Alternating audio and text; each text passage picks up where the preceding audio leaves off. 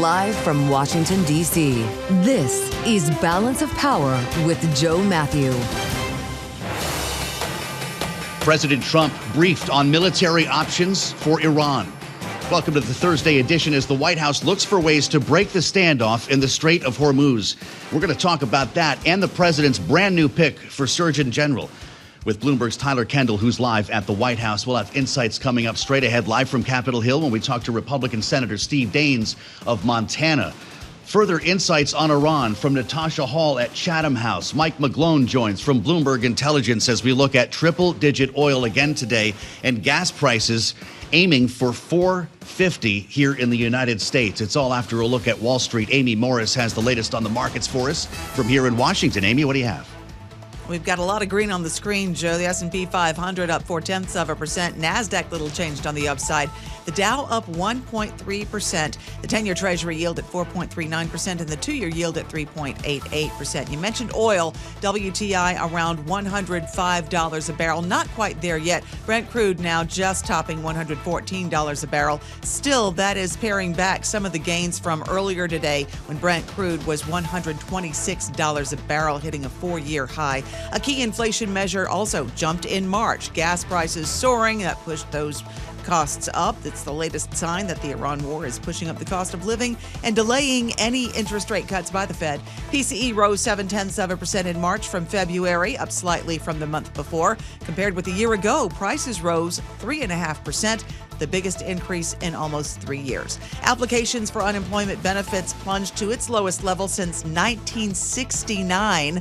The Labor Department reports initial claims fell to 189,000 for last week, well below the 212,000 forecast in a Bloomberg survey of economists. Meta looking to sell between $20 billion and $25 billion of investment-grade bonds to boost spending on infrastructure for the AI boom. Meta is tapping the investment-grade bond market only 6 months after raising $30 billion in one of the market's biggest ever corporate debt deals. Hyperscalers committing hundreds of billions of dollars to build out computing capacity. Shares of Meta now more than 9% lower. And Apple to report quarterly earnings after the close. Investors looking for clues to incoming CEO John Ternus's strategic plans. For on-demand news 24 hours a day, subscribe to Bloomberg News Now wherever you get your podcasts. I'm Amy Morris. That's a Bloomberg Business Flash. Let's go back to Balance of Power with Joe Mathieu. Okay, Amy, thank you. She'll be back with more on Wall Street in about 20 minutes' time, tracking stocks, oil prices, the price of gasoline, $4.30 the national average today with a 6 handle in California for the first time ever. We're going to get into that later in the hour with Mike McGlone, but it, of course, feeds the conversation about rising prices and the economic impact of the war with Iran. And we do have news on that today, with President Trump set to receive an important briefing from the head of CENTCOM, Commander Admiral Brad Cooper, as the president weighs restarting combat operations to try to break the logjam in the Strait. CENTCOM preparing a plan reportedly for a short and powerful wave of strikes on Iran, could include infrastructure targets, as the president's been threatening, power plants, and so forth, in the hopes of getting people back to the table. The president, of course, though, has made it very clear that he believes the pressure through the blockade of the Strait is more effective than military action. So this may not happen still, but they're looking at the menu of options today, even as the Secretary of Defense, Pete Hegseth, testifies on Capitol Hill for a second straight day. He's on the Senate side today, and we'll talk more about that coming up with Steve Daines. We've heard from the Supreme Leader. This is pretty remarkable. Tyler will tell us more about this in a second. Supreme Leader Khamenei says Iranians will regard their advanced technologies, including nuclear and missile capabilities, quote, as their national capital, and will guard them like their maritime, land, and air borders. The president has said repeatedly that we had a deal to secure the dust, as he calls it, the highly enriched uranium that is many feet underground somewhere in Iran. Not so, says the Supreme Leader, as a practical expression of gratitude for the blessing of exercising management over the Strait of Hormuz. We'll secure the Persian Gulf region and dismantle, he says, the hostile enemy's exploitation of this waterway. Remarkably, in a statement to mark annual Persian Gulf Day, they have that. Tyler Kendall's watching all of this unfold from the White House and joins us right now. A beautiful day on the North Lawn. Tyler, I'd love your take on what comes next here. The president's been talking about his Surgeon General, and I know we're going to get to that, but do we have anything new from the administration on this war?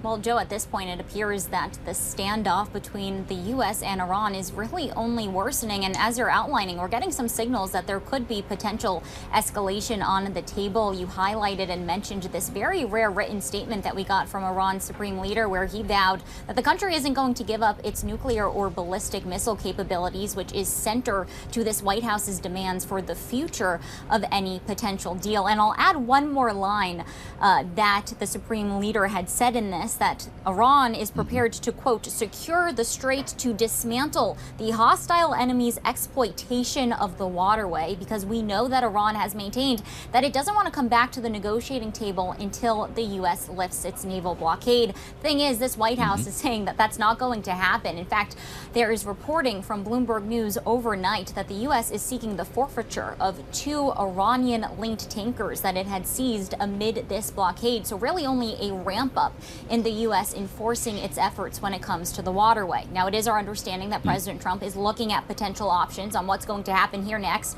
as Axios reports that CENTCOM has prepared a range of possibility that could include some shorter-term strikes to try to help this blockade of the negotiations move forward. And Joe, I'll also point you to some other incredible reporting from our colleagues that CENTCOM has asked the Army to send over a long-range hypersonic missile to the Middle East in preparation to maybe use it in Iran, though we should say no decision has been made yet. But it is adding to the rhetoric, the messaging, all of the tensions at the moment, even as we know that this White House has repeatedly maintained that diplomacy can still be a viable option.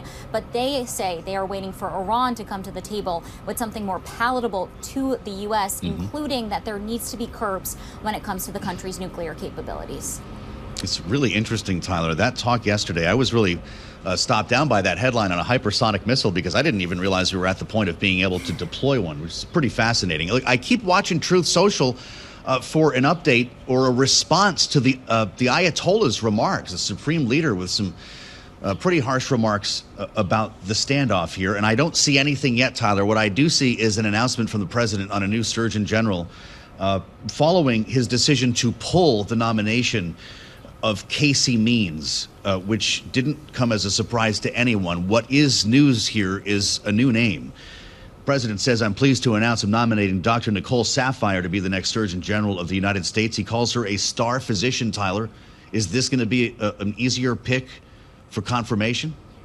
Well, the White House is certainly hoping so, because, Joe, as you well know, this is actually the second time that President Trump has had to withdraw his Surgeon General nominee. And in this post, President Trump calls Dr. Nicole Saphier a, quote, incredible communicator in all caps. And that stood out to me because we know that this White House has been playing a little bit of defense when it comes to some of the messaging out of President Trump's top health official, the HHS Secretary Robert F. Kennedy Jr., amid reporting from Bloomberg News earlier this month that the White House had actually put him on a, quote, low-risk messaging diet ahead of the midterms. Now, President Trump had telegraphed that this move was coming earlier today because he really took aim at the head of the Senate Health Committee, Health, Education, Labor, and Pensions, that oversees this part of the nomination process. And Cassidy had yet to lend his support to Casey Means, the prior nominee, who is now withdrawn amid some concerns from Republicans that she wasn't sufficient enough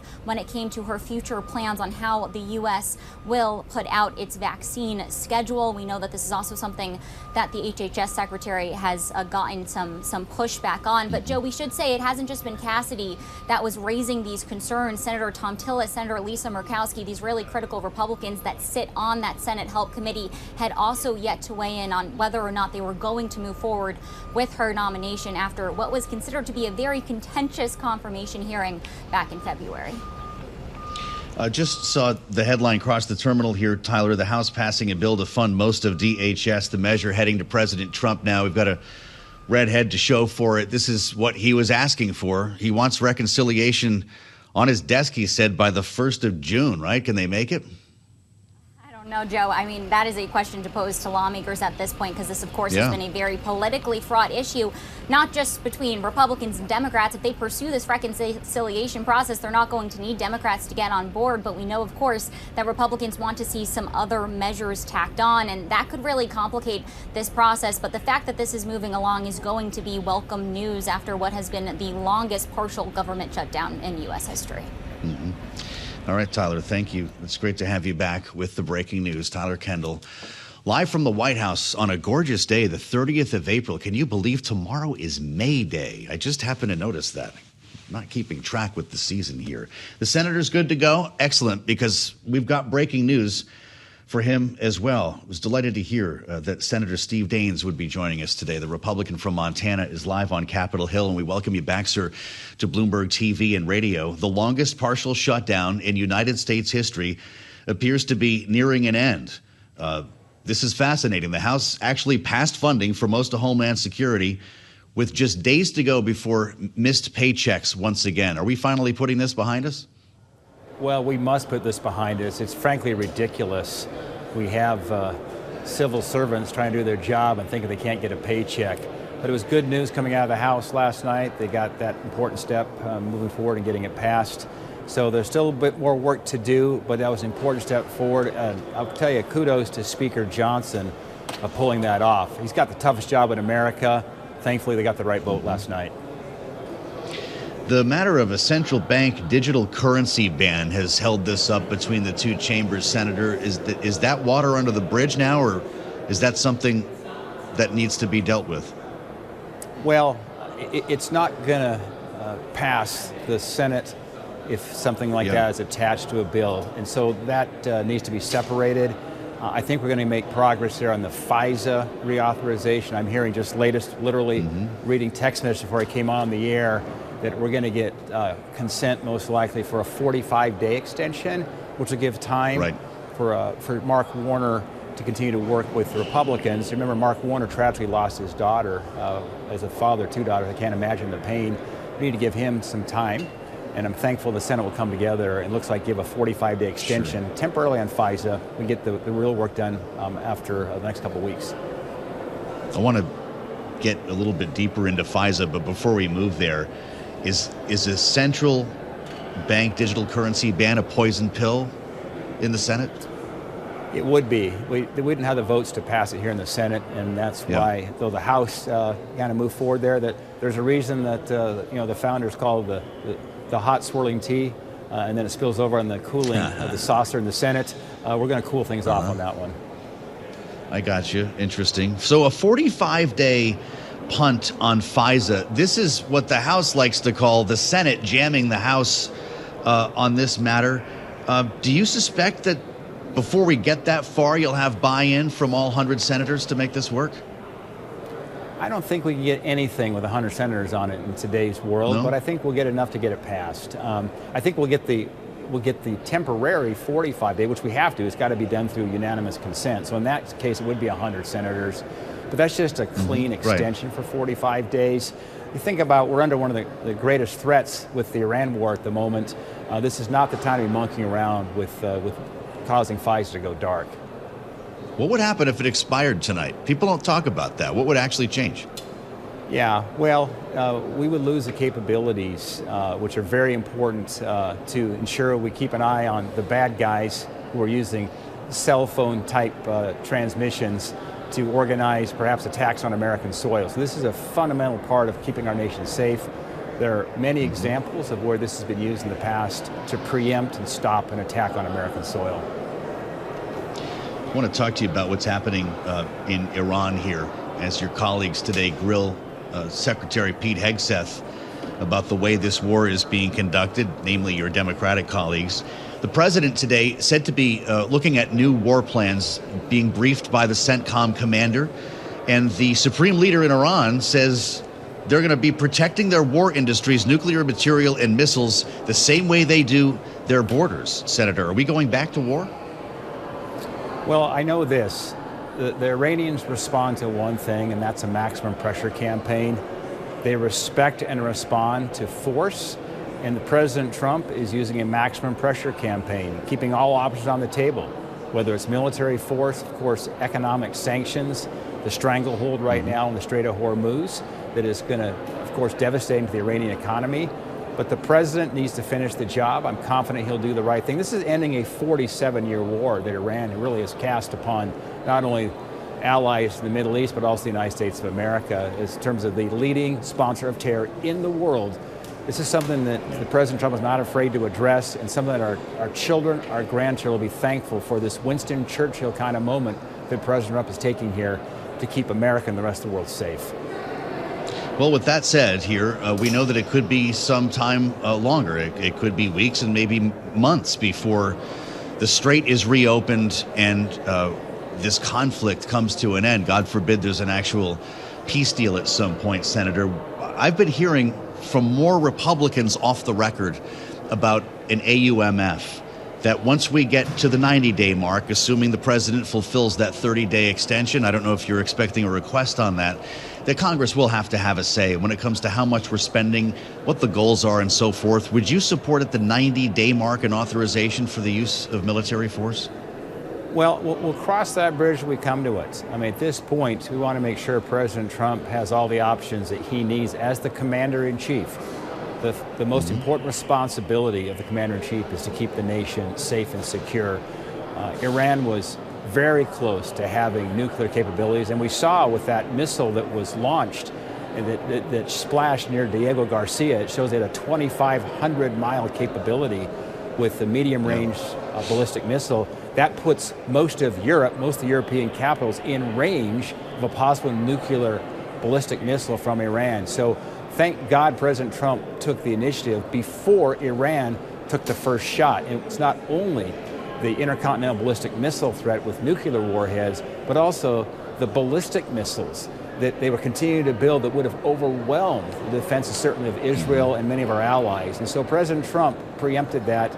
And look, when you have an ideology led by these Ayatollahs that chants death to America, death to Israel, you better take them serious.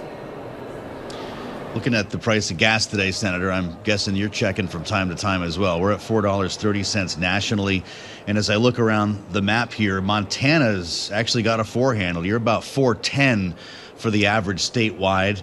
If you dare live in California, you're paying $6 on average, which is pretty shocking to see.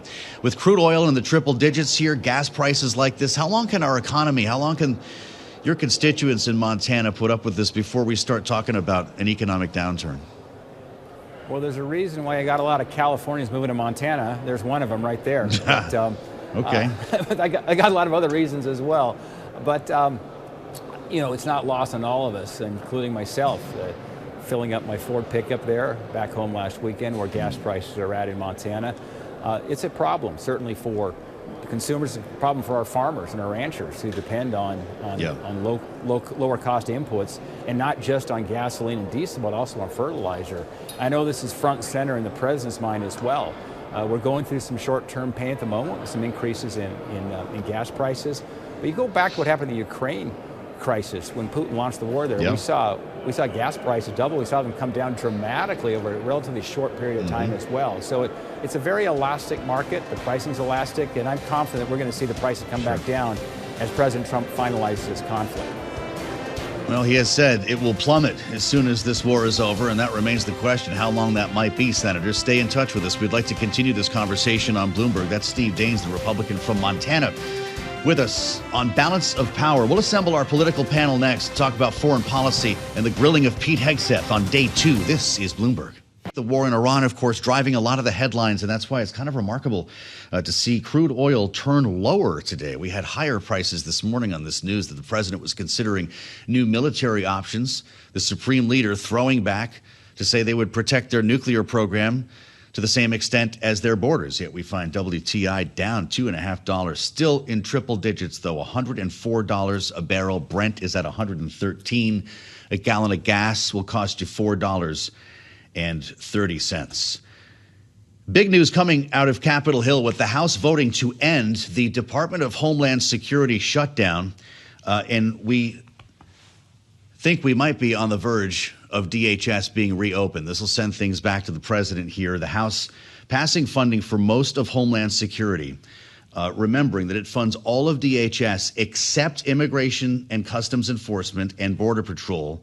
Republicans dealing with that through reconciliation. Let's reassemble our political panel for their take on all of this. John Seaton is with us, Republican strategist, founder and CEO, Echo Canyon Consulting, and Democratic strategist Meghan Hayes, a former special assistant to President Biden. It's great to see you both here. John, how important is this for Speaker Johnson? And I'll warn everybody, he's about to speak from the floor, which we are planning to dip into when he does talk, to actually get this over the finish line, John.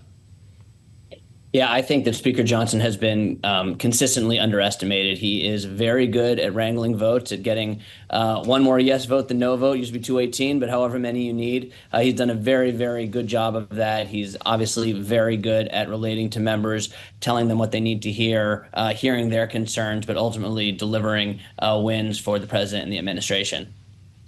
Mm-hmm. What's your thought on this? DHS shut down for over 70-some days. And the reason was the funding for ICE, and Democrats demanded reforms that in most cases they did not get. Was this not worth it? I mean, it's being funded through a different process now. So well, that's right. I think that they will try to take that battle up during reconciliation. Okay. But I do think that the Democrats had to put their foot down and make a line in the sand here. The base needs that. The base needed to feel energized. Mm-hmm. And I think that, as you know, I do not think that we should shut down any part of the government without a way to reopen it. And I don't know that anybody won here. I just think it's important to get it back open. Okay, well, there you go. And I'm sure that there's going to be a lot of talking points around this. Is this no longer an issue on the midterm campaign trail since it's done at this point in time? Oh, I think that ICE enforcement will continue to be an issue. I just am not sure where, now that gas is so high and the affordability issue is going to be more front and center, I'm not sure where ICE is going to play into that. We haven't had, since there was some change up in leadership at DHS and with ICE, that has not been such a political football for them, and things have seemed to calm down and be enforced a little bit differently. So you just never know what's going to spike in the next couple of months. Really interesting. What is the Republican takeaway on all of this, John Seaton? You've got a Department of Homeland Security with a new leader.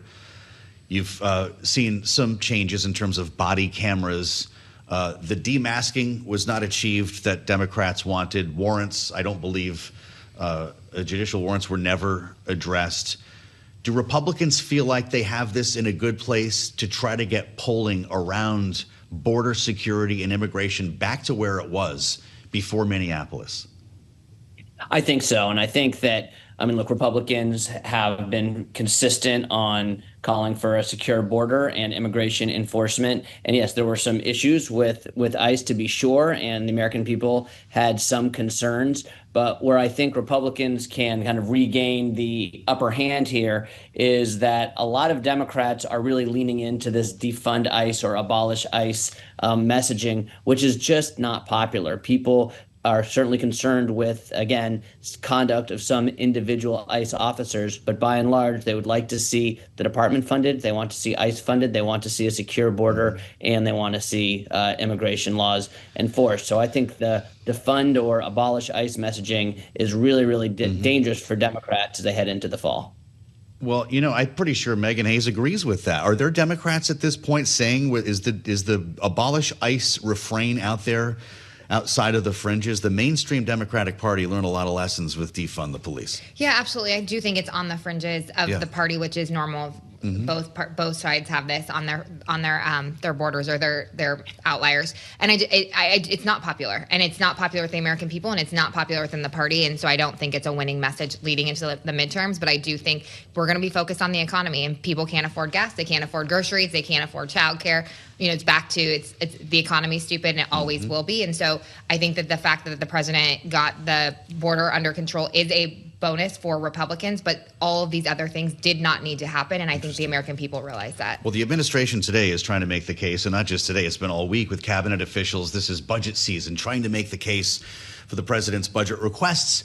And the biggest one of them all, of course, the Pentagon at $1.5 trillion. That's why Pete Hegseth has been back up there this week, also with regard to the war in Iran. He's talking to the Armed Services Committees in both chambers this week about the way the war is being comported. Yesterday, Democrats in the House on this committee had their way with him. Today, it's Democrats on the Senate side. Here's a taste of the exchange with Senator Gillibrand of New York. And I would just like to know why you have not sought the support of the American people. And 3 out of 5 Americans are against this war today. I believe we do have the support of the American people. And remind the American people, because they believe in it as well, that they can't have it. You don't care whether when the American people support this war. The American people are quite smart. They understand and see through spin. Some of this was tough yesterday, and it's a repeat performance today, John Seaton. How's Pete Hegseth doing in making the case for the spending that yesterday said was estimated to be $25 billion in this war so far? Look, I think he's done well. I think he knew that it was going to be a sometimes hostile line of questioning.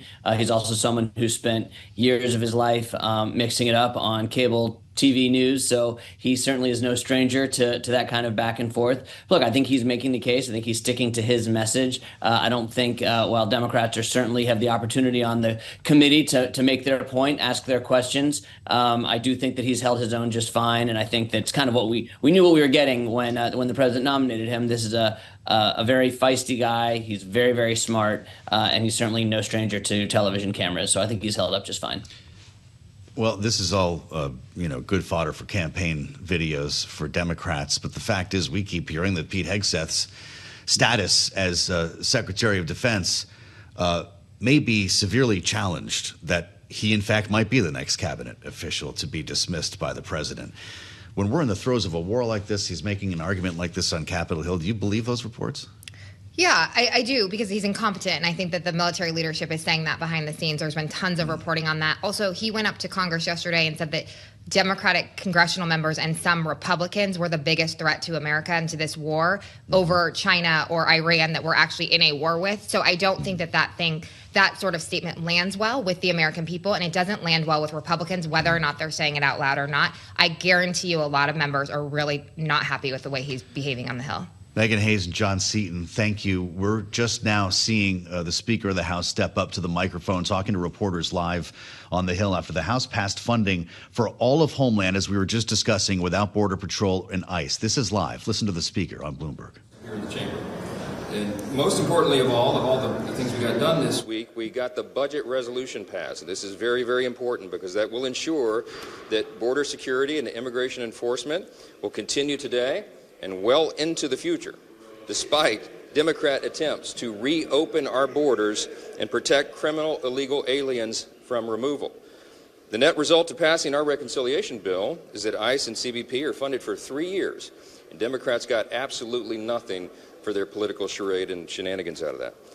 We repeatedly offered in good faith, I want to point out, remind everybody, to negotiate on funding these agencies, but ultimately the sad and actually shocking truth is there's not a Democrat in the House or the Senate that believes border security and immigration enforcement should exist at all.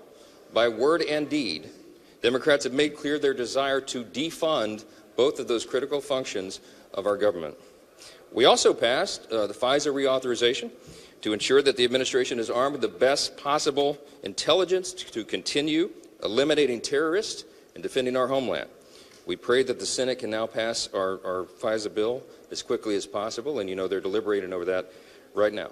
Now, I just want to say this. Sometimes the process around here is cumbersome. That's the way this works. But in spite of our razor-thin, historically small majority, House Republicans continue to deliver for the American people.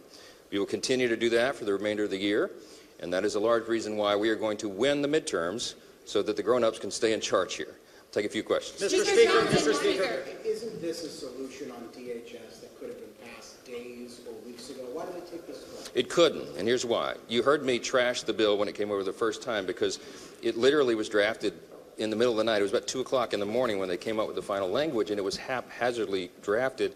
And what it would do is, of course, orphan and leave out immigration enforcement and Border Patrol. If you might remember, in 2024, the #1 issue in the election was securing that border. House Republicans did it. The Trump administration, the president did that.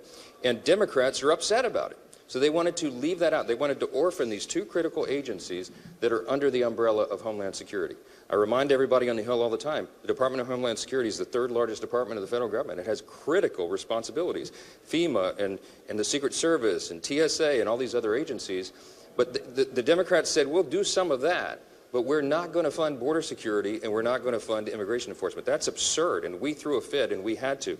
We held the Homeland bill, the underlying funding bill, because we had to ensure that they could not isolate and eliminate those two critical agencies. We are getting those done now. We passed the resolution first. That was critically important for us to do to ensure that we're going to protect the homeland, even though Democrats are unwilling to do it. So now that that box is checked, we are allowed then to proceed and go through with the rest of it.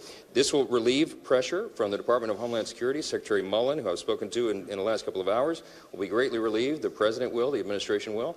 We were not going to have lines at TSA. Everybody will get their paychecks now. We'll get moving forward, and then we will finish the work and finally get, again, for 3 years with no crazy Democrat reforms, we will fund Border Patrol and immigration enforcement as soon as we return for the work session when that bill is finalized. On FISA, Mr. Speaker, what do you anticipate from the Senate, and are you concerned that whatever the Senate sends over might be a problem over here? I'm not concerned. I hope that they're going to do the right thing. Look, we sent over a reauthorization of that with minor reforms and with the anti-CBDC measure on it. These are very simple things that the vast majority of Congress agrees with, and they should get it done. They're running out of time. As you know, it will expire tonight, the end of today. And so we're calling on them to do the job, pass the House's bill, and get this done. Check the last box of the week. They're not going to take the House bill, though. Well, we're going to see. They don't seem to have another alternative. We'll find out how that works. Mr. Speaker.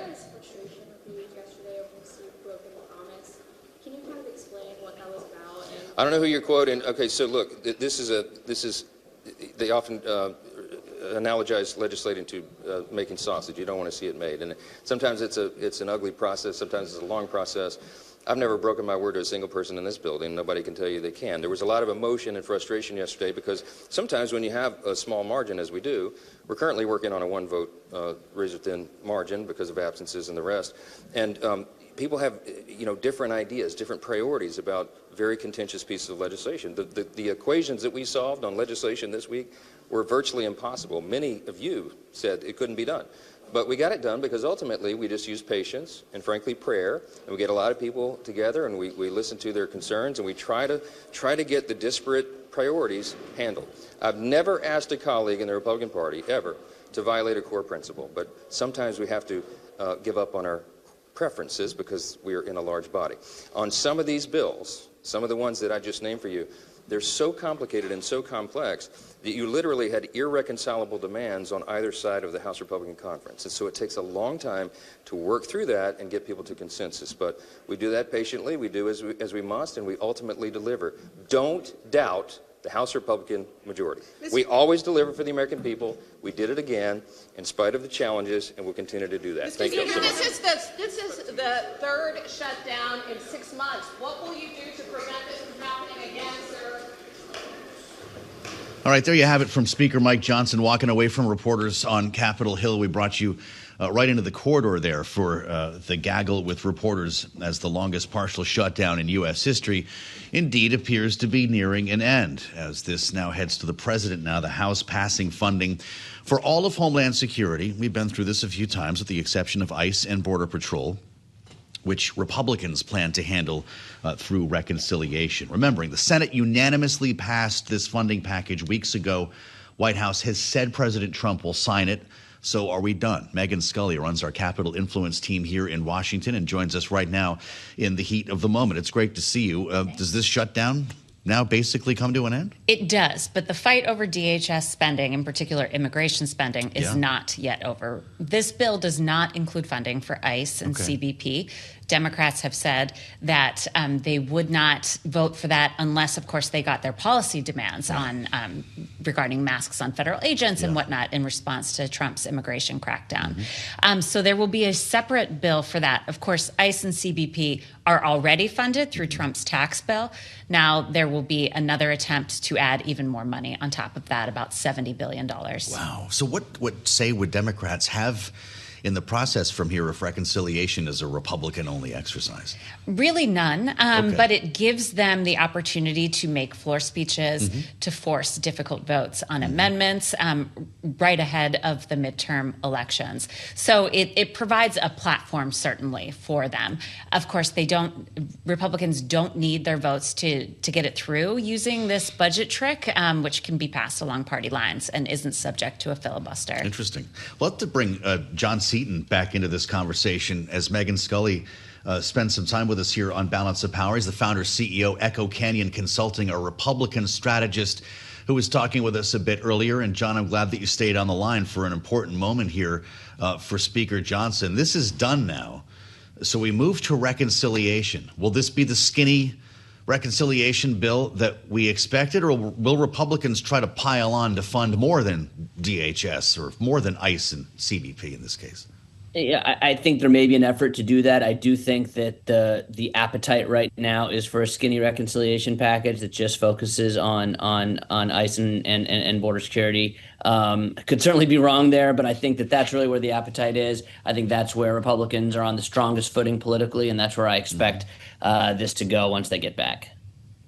Does reconciliation get every Republican vote, or will Mike Johnson, John Thune have to work for it? They'll have to work for it, no doubt. And when you have such narrow majorities, every Republican knows that they could be the deciding vote. And so they may have things that they want or issues that are important to them. But I do think that both the Speaker and the Majority Leader in the Senate have done a really good job, as I said earlier, of wrangling these votes, getting to 50% plus one, and putting things on the president's desk. So I don't expect it to be easy, but I wouldn't count either of those gentlemen out. I think they've done a really, really good job with very narrow majorities and frankly, pretty rambunctious caucuses on both the House and Senate side. All right, John, I'm glad you stayed on the line. John Seaton, Echo Canyon Consulting, a Republican strategist, speaking for Republican leadership in that case. Meghan Scully, is this possible to get this done in the next 4 weeks? President wants the reconciliation that is on his desk by June. The narrower it is, the easier it is to get done. These things do tend to become a Christmas tree, though, especially in an election year. Yeah. So there are going to be people who want to attach things like a SALT increase, which, of course, was part of the OBBB. Capital gains has floated into the mix. But it seems to me that leaders are going to keep this narrowly focused on ICE and CBP, and they're talking about a reconciliation 3.0 this summer, the odds of which I think are quite difficult, especially as we get fully into campaign mode for a lot of these lawmakers, and they want to be home. They don't want to be in D.C. casting votes, but that is sort of a TBD for the Capitol. So let's talk about FISA for a minute. That's the other thing that needs to be taken care of. FISA 702, the warrantless spying program, expires tonight. We're just talking about it a short time ago with our panel. House passed a 3-year extension. It also comes with a ban on the Fed using digital currency, which is said to be a non-starter in the Senate. I think John Thune called it dead on arrival. Yeah. What do they do? So they're definitely smelling the jet fumes in the Capitol right now, and lawmakers are eager to leave. Yes, they're not scheduled to be in town next week. So we could see something like a short-term extension, maybe being voice voted at some point today, or we could see this sunsetting and being taken up when they come back. Case? I'm not really sure. Is that something with the executive branch? Does the president have any authority for some sort of temporary extension? Or he needs Congress to do this? Yes, he needs Congress to do it. It is an authorization, and that falls under Congress's wheelhouse for sure. We would kind of be in, as we are so often these days, in a bit of uncharted waters. Interesting. Meghan, this is going to be an interesting experience to witness when they come back from recess. After that, we're in primary season, right? Is the store closed on Capitol Hill? That is the usual assumption, right? That summer becomes, during an election year, summer becomes all about the campaign trail. These lawmakers, particularly Republican lawmakers, are being met by angry constituents back home, though. Yeah. So it wouldn't surprise me if they did stick around D.C. and tried to get some goodies passed, maybe in a Reconciliation 3.0 package, like I said, to try to address affordability and some other issues that are certainly becoming sort of front and center in the midterms. Yeah. Well, it's really great to have you. You're our hero for jumping in here with the breaker, because I'm sure she's needed in the newsroom. Meghan Scully, who runs our Capital Influence team, and the DHS shutdown now on the verge of coming to an end. We watched all of this unfold before our eyes live here on Balance of Power, and that's why we do this every day on Bloomberg. We're going to turn back to the war with Iran. Natasha Hall, in fact, is going to join us from Chatham House. Looking forward to this conversation as the president explores new military options and the supreme leader responds. We'll have a lot more on this coming up. But we do want to turn to Wall Street. Got a nice rally underway here, certainly at the moment. Amy Morris checks things out for us here from Washington and her view of the markets. Hi, Amy. Hi, Joe. Thanks a lot. You're absolutely right. There's a rally going on. We do bring you the markets all day long here at Bloomberg. S&P 500 now up 0.75%. NASDAQ up 0.5%. The Dow up 1.5%. 10-year Treasury yield at 4.39%. The 2-year yield at 3.88%. WTI still around $104 a barrel. That hasn't changed for most of the day, but Brent crude is starting to slip just a little bit. Now less than $114 a barrel. It's closer to $113 a barrel. Applications for unemployment benefits in the U.S. plunged to its lowest level since 1969. Labor Department reporting initial claims fell to 189,000 for the past week, well below the 212,000 forecast in a Bloomberg survey of economists. A key inflation measure jumped in March as gas prices continue to rise. It's just the latest sign that the Iran war is pushing up the cost of living and delaying any interest rate cuts by the Fed. Now, compared with a year ago, prices rose 3.5%. That's the biggest jump in almost 3 years. Sources tell Bloomberg investors have placed now $96 billion of orders for Meta's bond sale. The company launched that $25 billion sale of investment-grade notes as Meta boosts spending on AI infrastructure. They launched that sale today. Meta's shares plunged by the most in 6 months on worries that the investment in AI is not going to pay off. Meta shares now 9% lower. And, of course, Apple is expected to report quarterly earnings after the close. Investors looking for clues to incoming CEO John Ternus's strategic plans. For on-demand news 24 hours a day, subscribe to Bloomberg News now wherever you get your podcasts. I'm Amy Morris. That's a Bloomberg Business Flash. Let's go back to Balance of Power with Joe Mathieu. Amy, thank you. She'll be back at the top of the hour, 2 p.m. Eastern Time, as we kick off Bloomberg Business Week daily here on Bloomberg TV and radio. Thanks for being with us on the Thursday edition of Balance of Power. As we keep our eyes on the oil prices that Amy has been tracking, boy, they looked a lot worse this morning. In fact, I was really taken by the top of Mike Allen's tip sheet. This is the Axios tip sheet that goes out every morning, and first thing I see is Bloomberg, even though it was a story about Axios. Brent crude surging past $120 this morning, a 4-year high. As Axios writes, Bloomberg attributes the overnight spike to a scoop by, yes, Axios. That President Trump will get a briefing today on new military options in Iran, signaling possible escalation. But the gains did not hold. Brent was at 120 or even higher. Right now it's at 113. Now lower. It's actually down almost 4%. WTI West Texas Intermediate crude down 3%, $3 to $103.75 roughly here. Interesting cross currents with gasoline at $4.30 today.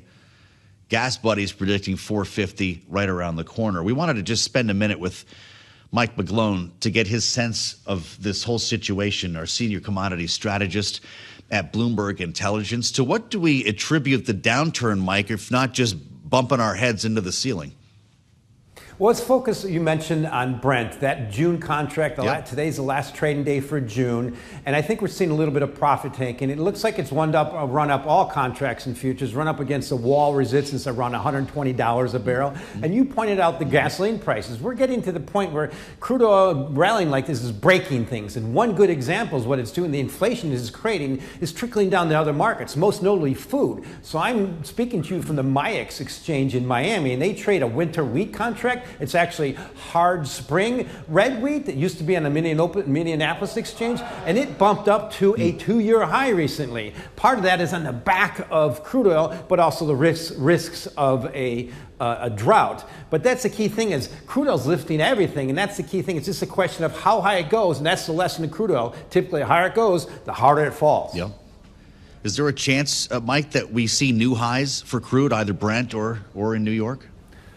Oh, sure, there's a chance. I still think that high in March in WTI around 120 will hold, partly because going up there just breaks stuff, Joe. And if it starts making the stock market trickle down, that'll be the key thing. But what's happening is you're going to see some pretty significant demand destruction, most notably in the rest of the world. But we're not seeing that wealth reversion, which is wonderful. But that's typically what brings crude oil down to lows. When it goes up, it makes stocks go down, and then they all bottom together. But right now, when it's really hitting food and other things, it's going to be a problem.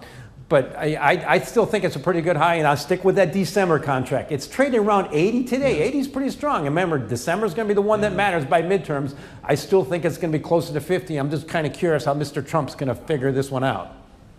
Really interesting. We've got our eyes always glued on Truth Social. Mike, thanks for bringing us to the exchange. That's pretty cool. Mike McGlone, Bloomberg Intelligence, with us on Balance of Power. We've been looking forward to hearing from Natasha Hall, Associate Fellow at Chatham House, with her geopolitical view on the situation in Iran right now. Importantly, we heard from, as the president is briefed on new military options, Natasha, it's great to see you. We heard from the Supreme Leader, who refers to advanced technologies, including nuclear and missile capacities, will be protected as their national capital, just as maritime, land, and air borders. Are we going back to war? It would seem to be. I mean, this isn't really a negotiating posture saying that U.S. vessels will be at the bottom of the Strait of Hormuz and nowhere else.